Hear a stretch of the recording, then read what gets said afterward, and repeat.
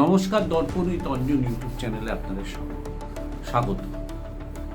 এই মুহূর্তে যে নামটা আরজিকর কাণ্ডে আবার নতুন করে ভেসে উঠেছে, তিনি হলেন তৃণমূলের ছাত্রফ্রন্টের নেতা আরজিকরের আশিস পাণ্ডে, যাকে সিবিআই গ্রেপ্তার করেছে।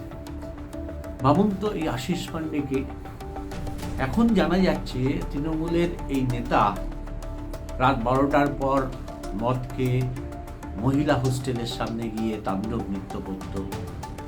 তৃণমূলের এই নেতা কাকে পাশ করাতে হবে ডাক্তারির পরীক্ষায়, কাকে সাপ্লি করে দিতে হবে, কাকে পরীক্ষা না দিয়ে নম্বর পাইয়ে দিতে হবে, তিনি ডিকটেট করতেন। এই যে অভয়ার মৃত্যুর পরের দিন সকালে যেখানে অভয়া মারা গেছেন বলে এখনো পর্যন্ত বলা হচ্ছে, সেখানে প্রচুর মানুষ রয়েছেন, যেটা নিয়ে প্রশ্ন উঠেছে যে এত মানুষ ওখানে কেন। সেখানে তিনি হাজির ছিলেন। তিনি হচ্ছেন সন্দীপ ঘোষ, যিনি আরজিকরের প্রিন্সিপালের বাহাত বলা যেতে পারে। মানে এটা ভাবতে পারছেন যে একটা মেডিকেল কলেজের মধ্যে পরীক্ষায় কি পাশ করবে, সেটা এই আশিস পাণ্ডেরা ঠিক করেন। পরিচয় কি? তৃণমূলের ছাত্র ইউনিটের সভাপতি আরজিকরের। এই আশিস পাণ্ডে ঠিক করে দিচ্ছেন কাকে সাপ্লিতে দিতে হবে, কে টাকা দিয়ে পরীক্ষায় পাশ করবে, পরীক্ষায় পাশ করতে গেলে কত টাকা দিতে হবে তাদেরকে, পরীক্ষা না দিয়ে পাশ করতে গেলে আর কত টাকা দিতে হবে, পিএইচডি করতে গেলে কত টাকা দিতে হবে। এই আশিস পাণ্ডে, এরা তৃণমূলের আরজিকরের ছাত্র ইউনিটের সভাপতি, এরা ঠিক করতেন। এদের মাথার উপর সন্দীপ ঘোষ, এই বাহিনীরা ঠিক করতেন। আশিস পাণ্ডে তার একা টাকা খেতেন নাই, টাকা ভাগ হতে হতে যেত। এবার সন্দীপ ঘোষের মাথার ওপর কে আছে সেটা তো তদন্তকারী সংস্থারা বলতে পারবেন। কিন্তু কি অবস্থা ভাবতে পারছেন? অভয়ার এই কাণ্ড না হলে জানতে পারতেন কারা ডাক্তার তৈরি হচ্ছে গত 3-4 বছর ধরে, বা 2011-র পর থেকে মমতা ব্যানার্জি ক্ষমতায় আসার পর কারা ডাক্তার তৈরি হচ্ছে। ভবিষ্যতে এরা চিকিৎসা করতে গেলে মানুষের চিকিৎসা ঠিকভাবে হবে? মানুষ বাঁচবে তো? একটা সময় আমরা শুনতাম 70 দশকে, 77 সালের আগে টুকে পাশ করতেন সবাই, কংগ্রেস জামানাতে। সেই সময় নাকি এই রাজ্যের ডাক্তার ইঞ্জিনিয়ারদের এই রাজ্যের বাইরে কোথাও ইন্টারভিউ দিতে গেলে কোন সময় পাশ করেছেন সেটা জানার পর আর ইন্টারভিউ বোর্ড তাদেরকে বেশি প্রশ্ন করতেন না, কারণ ধরেই নিতেন এরা সব টুকে পাশ করেছে।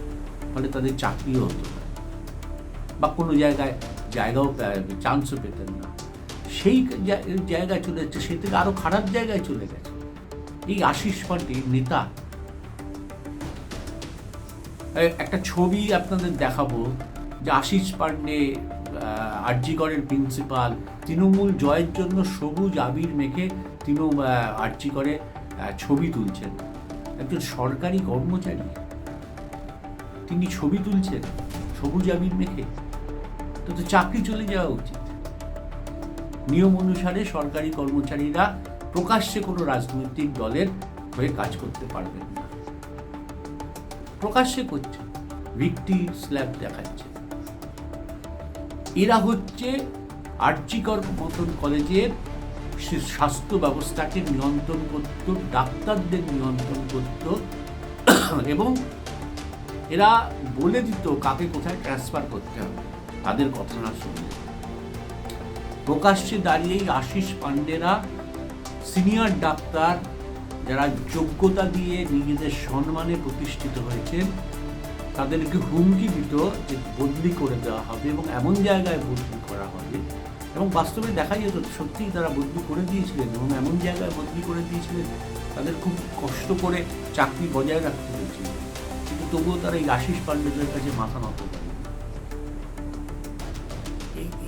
এই নরকের কীট এরা, এই সব আশিস পাণ্ডেরা। এরা হচ্ছে শাসক দলের ছাত্র সংগঠনের নেতা। ভাবতে পারেন সেই ছাত্র সংগঠন বা ভবিষ্যতে এই ছাত্ররা যখন বড় হবে কি হবে, সমাজের কি হবে, দেশের কি হবে, রাজ্যের কি, এবং তৃণমূল দলটাই বা।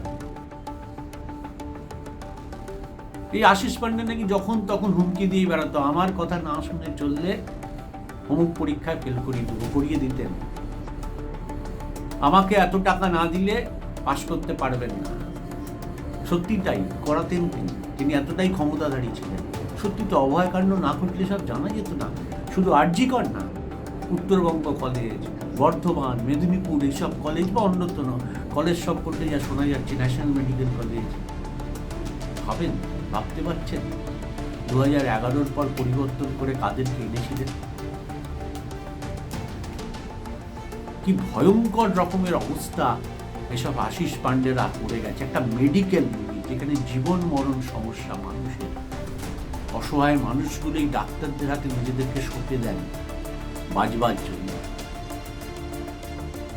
এই ডাক্তাররা তাদের বাঁচান, ভগবানের মতন মানুষ এই ডাক্তারদের দেখেন। তারা পরীক্ষা না দিয়ে পাশ করছে টাকা দিয়ে, বা যারা পরীক্ষা দিয়ে পাশ করতে চাইছেন তাদেরকে হুমকি দেওয়া হচ্ছে ফেল করিয়ে দেবো। যোগ্য লোকরা ফেল করছেন, অযোগ্য লোকরা পাশ করে যাচ্ছেন। এই আশিস পান্ডেরা তৈরি করেছেন এই সিচুয়েশন। সিবিআই হাতে গ্রেপ্তার হয়েছে ডাক্তারদের ছাত্র যারা আছেন, জুনিয়র ডাক্তার, সবাই খুব খুশি। কিন্তু তারা বলছেন এই একা আশিস পান্ডে নয়, এ আরো অনেক বড় মাথা আছে, তাদেরকে কেন সিবিআই ধরছেন না? জানি না কতদূর অব্দি সিবিআই এগোতে পারবে, কারণ কেন্দ্রীয় শাসক দলের হাত এই রাজ্যের শাসক দলের মাথায় আছে, তো তাই কতদূর এগোতে পারবে জানা যাবে না। কিন্তু ভাবতে পারেন পশ্চিমবঙ্গের স্বাস্থ্য ব্যবস্থা চলছে এইভাবে,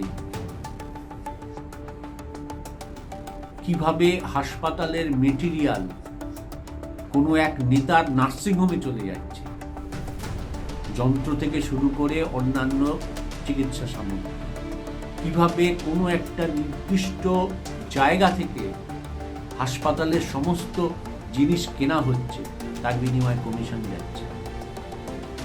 কি অবস্থা একটা স্বাস্থ্য ব্যবস্থা! শুধু একটা আরজিকর নিয়েই বোধহয় বড় গবেষণাপত্র হয়ে যেতে পারে যে দুর্নীতির শিখরটা কোন জায়গায় পৌঁছেছে। এই আশিস পান্ডেরা, নিশ্চয়ই আশিস পান্ডে গ্রেপ্তার হওয়াতে শুধু জুনিয়র ডাক্তার না, মানুষও খুশি, রাজ্যের মানুষও খুশি, যারা রাজ্যে আন্দোলন করেছিল অভয়ের বিচার চেয়ে, দোষীদের শাস্তির দাবিতে। কিন্তু এরকম আশিস পান্ডেরা আরো লুকিয়ে আছে। রাজ্যের মানুষ তো বটেই, আমরাও চাই তাদেরকে খুঁজে সিবিআই বার করুন। শাসক দলের, কেন্দ্রীয় শাসক দলের হাত এই রাজ্যের শাসক দলের মাথা থাকুক না থাকুক, বা থাকুক, কিন্তু এই তদন্তের ক্ষেত্রে যেন একটা যে কুৎসিত চেহারা দেখা যাচ্ছে স্বাস্থ্য ব্যবস্থা সম্পর্কে, যে দুর্নীতি দেখা যাচ্ছে, তা যেন প্রকাশ হয়ে পড়ে। কারণ তখন মানুষগুলো বাঁচবে, ভবিষ্যতেও মানুষগুলো বাঁচবে। কারণ এদের হাতে তো ডাক্তার, কোনো মানুষ চিকিৎসা করলে বেঁচে উঠবেন না। তাই আমরা চাই, প্রত্যেক মানুষ চাই, সিবিআই যেন নিরপেক্ষভাবে কেন্দ্রীয় শাসক দলের কথা না শুনে কোর্টের নির্দেশ মেনে, আদালতের নির্দেশ মেনে প্রকৃত তদন্ত করে দোষীদের গ্রেপ্তার করুন, এবং এরম আশিস পান্ডেরা চরমতম শাস্তি পাবে। আজকের এপিসোডে এইটুকুই, পরের এপিসোডে আসছি অন্য বিষয়ে।